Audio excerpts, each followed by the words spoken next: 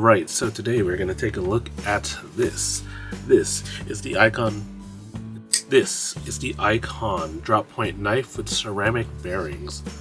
Right here from our beloved Harbor Freight tool store. Harbor Freight, as we all know, is the highest quality tool store out there. It is so exclusive that some cities don't even have them. Fine brands such as Bauer, Pittsburgh Pro, Hercules, Icon. I mean, you know, it really doesn't get much better than Harbor Freight.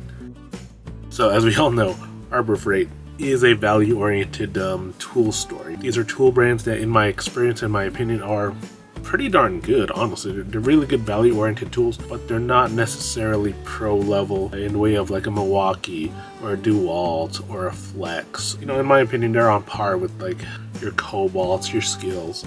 You're not going to have any real issues if you typically buy tools within that tier of tools. But today we are looking at a knife from the Icon brand. My understanding is Icon is one of the higher end tool brands through Harbor Freight. I don't actually have anything from Icon. So I have the Pittsburghs, I have the Bauers. This is my first Icon tool. So let's take a look at the knife itself. As we see here, the knife is a really sharp looking knife. No pun intended. I mean, it really is a nice looking knife. It has the G10 handle with carbon fiber inlays. The blade length on this knife is 3.07 inches. So you should be good to carry it around as like an everyday carry type thing. Many governing bodies consider a blade of greater than 4 inches to be something that you can't really carry. 4 inches or less, you're usually pretty good to carry. I know at my work it's 4 inches. Of course, check your regulations before you carry this. The knife itself, when it's fully closed, is 4.42 inches, so not too bad. So with this knife, there are two main features that people seem to talk about on Facebook or on forums, and that is the ceramic bearings, which gives it a nice opening and closing.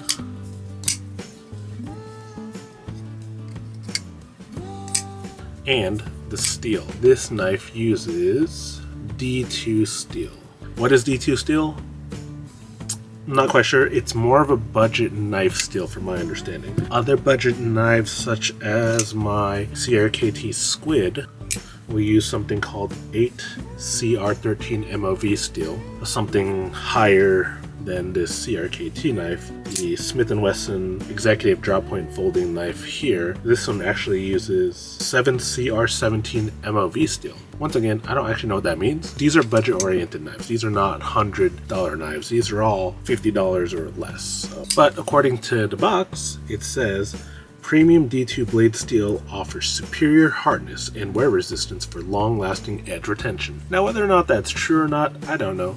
But when it comes to this Icon brand, one good thing is it's got a lifetime guarantee. This thing dulls, it's not sharp anymore, it breaks for whatever reason. I'm supposed to be able to just go into any Harbor Freight store and get a replacement. The only problem is this knife is selling out so quick. My understanding is as soon as they get them in, they're gone. I was just kind of lucky to get this one because I saw it available in the store near my work, and it was literally the last one that they had in the store. So other features of this knife, it does have a belt clip, and at least right off just looking at it, I feel like I prefer this better than, say, this style of a clip where the bottom comes up.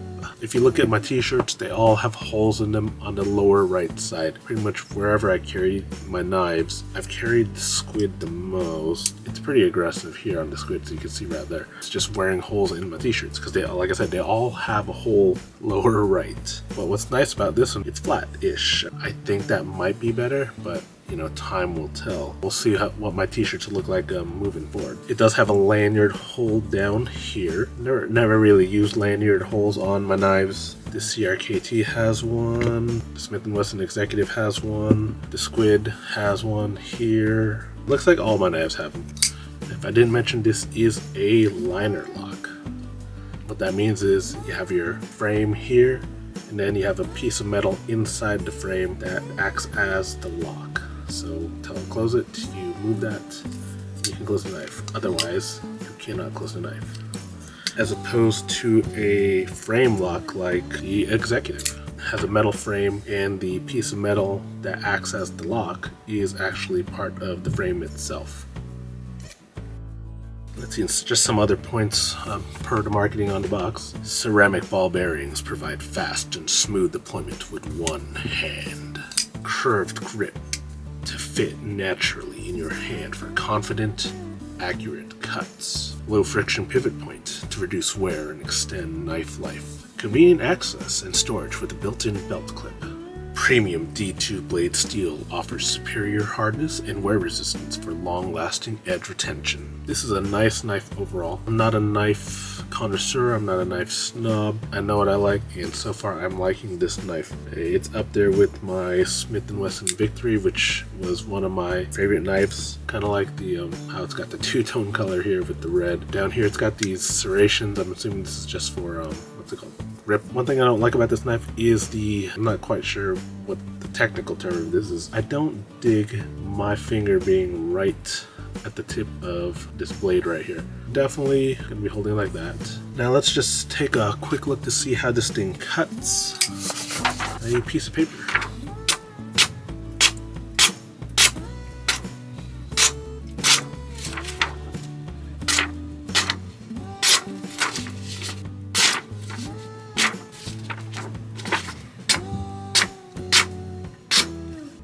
Now I'm going straight. I'm not trying to do a slicing. If I do a slicing, obviously, I'm just trying to go straight.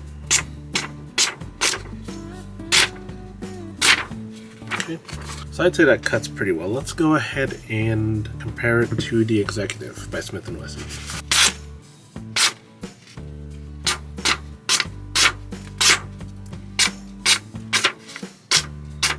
But I don't know if I can really say one cuts better than the other.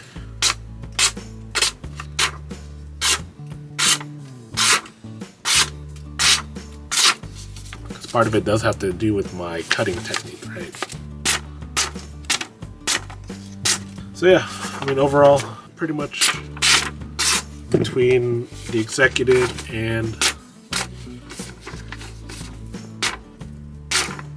that's not the Executive. I was like, what happened to the Executive? It's pretty much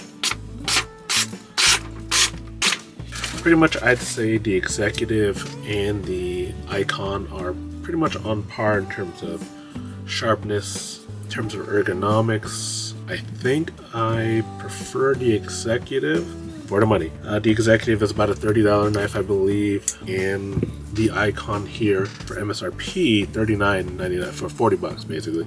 But with all the coupons that Harbor Freight sends out there, but yeah, overall not a bad little knife.